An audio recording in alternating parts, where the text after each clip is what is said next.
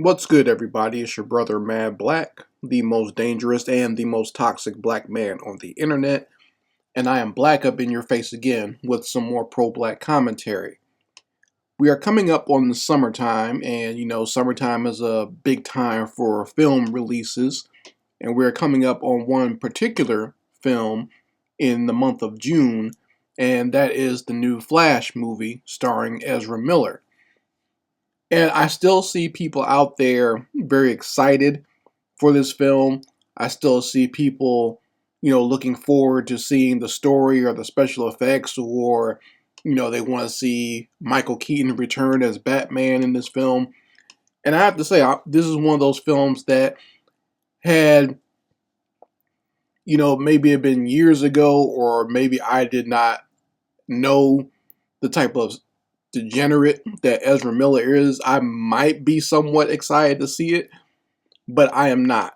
Okay, because this man is a criminal, and no matter what way they present him or how his acting is in this film, that's all I'm going to be able to see and think about when I see him in this film or in any film, really.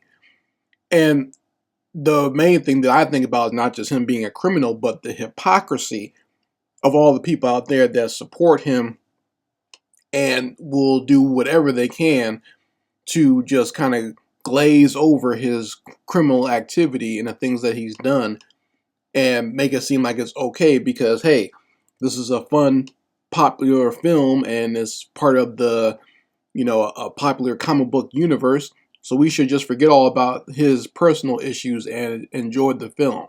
Now, when it's a black actor, you can't do that, right? We all see what's going on now with Jonathan Majors and how everything is basically being taken away from him from one incident. Yeah, one incident, and we're still not even sure what happened, but there's conflicting reports from the eyewitnesses, from things that are shown on camera, from lawyers and everything saying that he did not hurt this little white female, but no matter what, just the accusation alone, everything is being taken away from this man, right? But you switch over and look at Ezra Miller, he's doing just fine. No one's talking about taking away this movie again from him.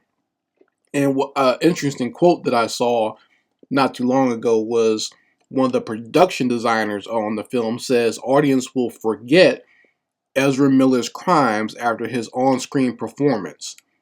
And I reposted this on my Facebook, and I basically said that this is possibly the whitest thing I've ever seen in my life, the whitest quote I've ever seen in my life. Okay, because it's blatant. I'm white and I say so. So you can literally say that because of a film's production and the actor's performance, you're just going to forget completely about his crimes. In no universe does that exist for black people. Like I said, black actors or black musicians or whoever can just be accused of something, not proven, or even so. Let's look at Nate Parker. You can go to trial when you're not famous. Okay, Nate Parker went to trial when he was pretty much a teenager in college. He went to trial for sexually assaulting a white girl, was proven innocent by a jury of his peers, and still that accusation follows him, and they make it seem as if he is still somehow guilty of a crime. You see what I'm saying? So, and that tanks his movie career years later. Okay, so you can even, it doesn't matter whether you go to trial and you're found innocent, you can still have your movie career ruined by a situation. All right, and we'll see. Like I said, we're seeing what happens with Jonathan Majors now. If Jonathan Majors is even cleared of this incident, we're going to see years down the road where this whole incident is still going to affect him. The people are still going to be bringing it up. Ezra Miller can just go ahead and choke women.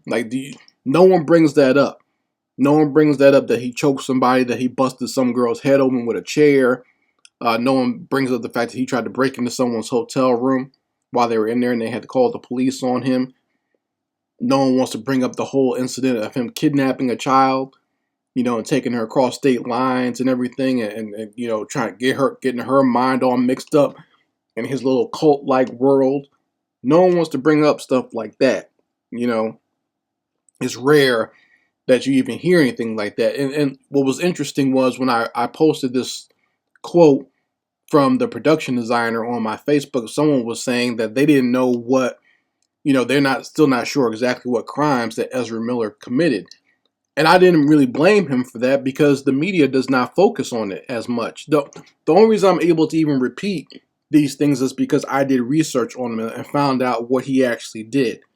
I remember that first incident when he choked one of his fans. I remember that. That happened right before the pandemic.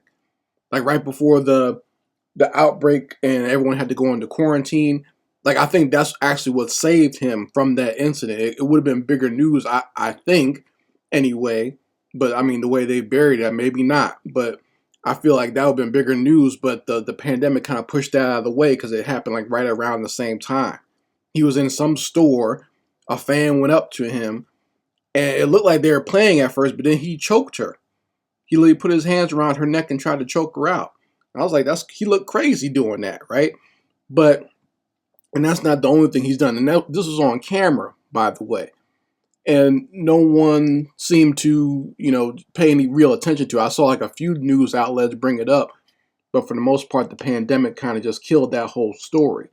And then even during the pandemic, he was still acting a damn fool, right? But once again, him being white seems to be, well, not just white, but I've told you before, he hits the trifecta because he's a white male, he identifies as Jewish, and he also identifies as LGBT. So he hits all three things that protect him from any type of real scrutiny. Okay? And it's not that, I mean, it's not that this is not something that we haven't seen before. Okay, we've seen it with Woody Allen. We've seen it with even James Gunn. He's the director. He's going to be the new overseer, I guess you could say, of the DC film universe. But I mean, he got in trouble for making jokes about molesting children and babies and whatnot, and he was immediately forgiven. And not only has his career not faltered, it's gotten better. He's been given more power and more prestige in the film universe, right? People like, what's his name? Bryan Singer. That's another one who's accused of grooming and sexually assaulting children. But Bryan Singer, like those accusations kept coming up, and it seemed like they just kind of let him kind of slip away.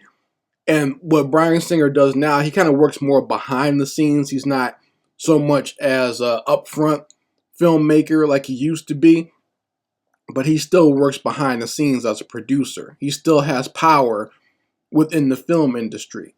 And he doesn't just work in movies, he works on TV, like shows like that show House. He was a big time front runner and producer on that show. And they just allow him to, work behind the scenes, even though he's been basically a known Hollywood pedophile. And he was still allowed to keep making the X-Men movies and everything else. And no one wanted to bring up those crimes.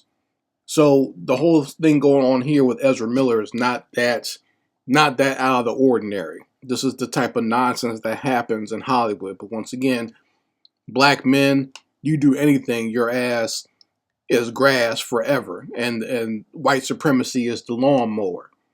We just recently saw that the brother Jim Brown passed away, and not even a few hours after he passed away, people are bringing up his domestic violence incidents, right? So even in death, you will always, that whatever accusations you have against you will always follow you. The same thing happened with Kobe Bryant. Today, Kobe Bryant died, even though it was shown he did not sexually assault this girl and she was a liar. They still made it seem as if Kobe Bryant was a rapist. You see? So, this is the type of nonsense we had to deal with. And I wish that black people across the board, whether they be famous or not, will be more aware of these types of things and understand the situation that we're in. We're not free to just be walking around doing whatever. We're always under the microscope. We're always under scrutiny. And these devils can basically get away with murder. I don't know if Ezra Miller has actually killed anyone yet, but who knows? Who knows? He might have some bodies out there somewhere. But you folks let me know how you feel about it in the comments section. Anyway, Mad Black, and I will be back with my foot on the devil's back.